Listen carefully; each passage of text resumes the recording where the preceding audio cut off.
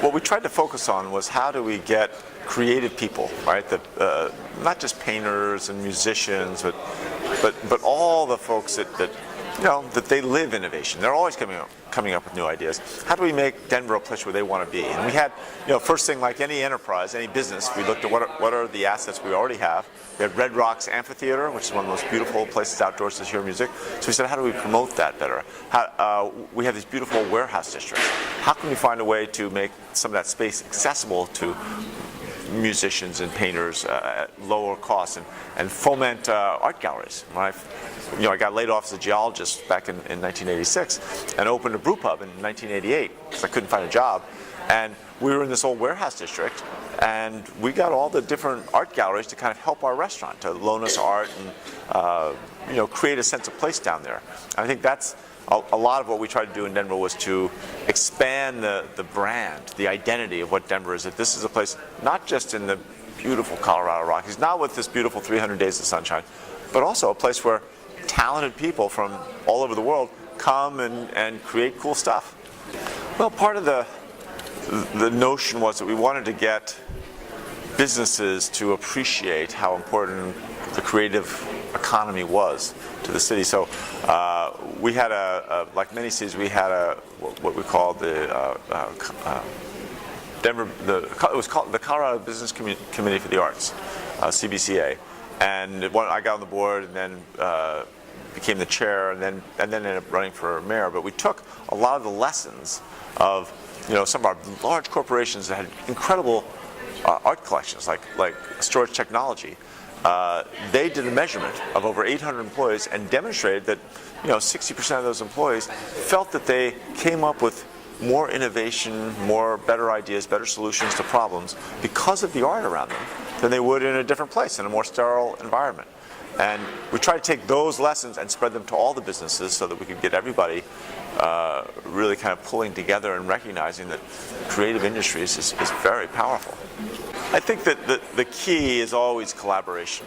And how do you get your civic leadership? And usually those are CEOs or senior executives from larger businesses tied to people that run United Way, large nonprofits.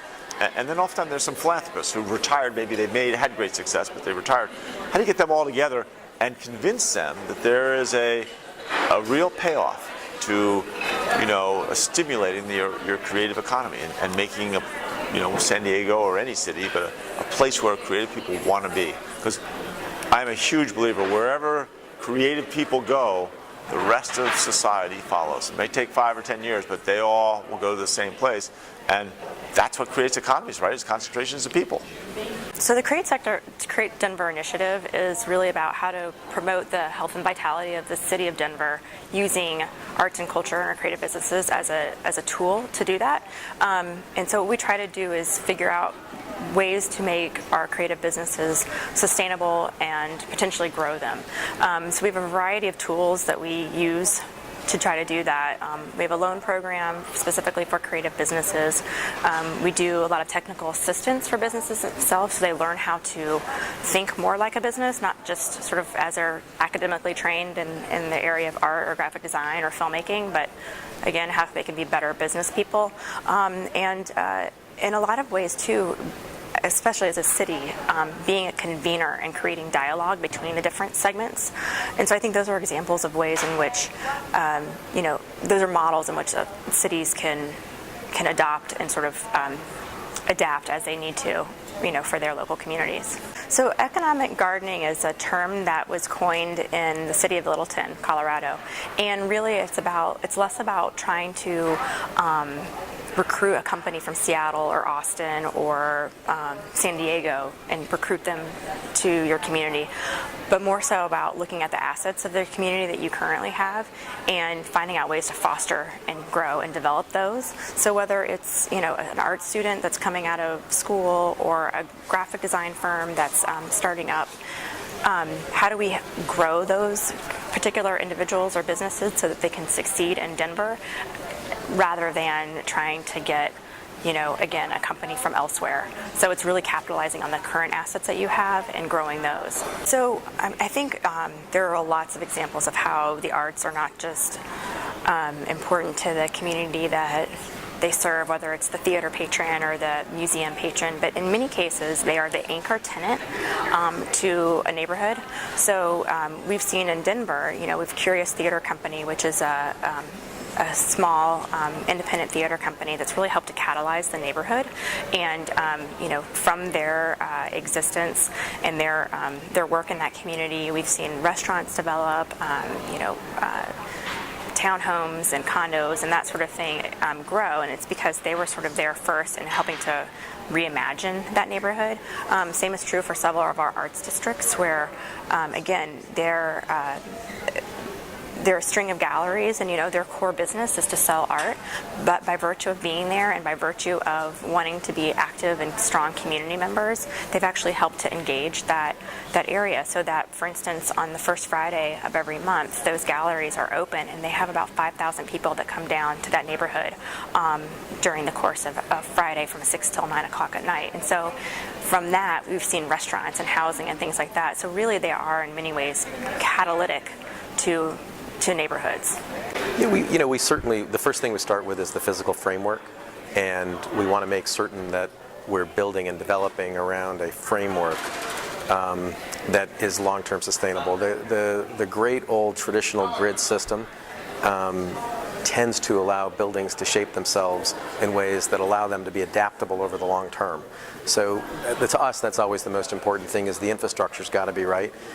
Most of the post-World War II development that happened in the suburbs, the infrastructure tended to be very specialized in the kinds of buildings that it could accommodate. We've referenced a lot in this panel the lower downtown Denver neighborhood in downtown Denver, and that neighborhood started as a highly industrial neighborhood. Today, many of those buildings have been adapted to. There was an interim period when many of them got adapted to more warehouse kinds of uses, and today they've been adapted to office and residential spaces, the same buildings. Hard to imagine that kind of adaptation happening in a more specialized kind of infrastructure neighborhood that you might see. I mean, as an example, when we redid the Villa Italia shopping mall into Belmar, there was very little of that infrastructure that was useful to anything other than a 1.2 million square foot shopping mall. So we had to literally reconstruct the entire infrastructure, which was horrifically expensive. So that's the first thing we start with, is the infrastructure and the street grid and the utility grid embedded within that. And we try to pick block dimensions that we think can accommodate and adapt to a whole variety of different things. We've got blocks that we've built out in that project that originally were imagined as maybe being a large office building that today are townhomes.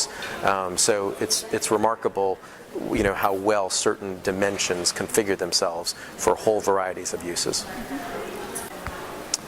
There's only so much that we can do to program the vitality. Obviously, many of our projects have significant retail components to them. And we look for opportunities to manage the merchandising mix of those retailers in ways that create some synergistic kind of vitality. But the best kind of vitality is the kind that emerges over time in a much more organic way. And you can't create that overnight, but we can create the framework whereby that will occur over time. Stupid, simple little things like, just making sure your sidewalk is accommodative to, patio seating and all the other little things. Making sure that you install devices that create shade so that you can, have, activities that spill out of the retail spaces and into the streets. A number of initiatives and programs while I was at the Denver Office of Cultural Affairs. One of the big shifts and expansions in our thinking and approach was that we really strove to take a holistic view of the arts ecosystem.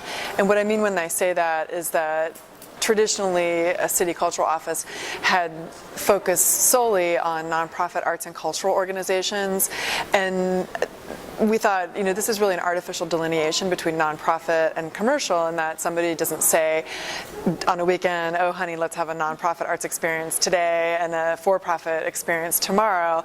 And also that all of these components, art galleries, designers, nonprofit arts organizations, and certainly individual artists, are are all essential components of a healthy and thriving arts ecosystem. So it was really from that belief that we created the Create Denver program. So that's about really trying to nurture the creatives, the professional creatives, and more of the commercial side of the equation or a component of the ecosystem.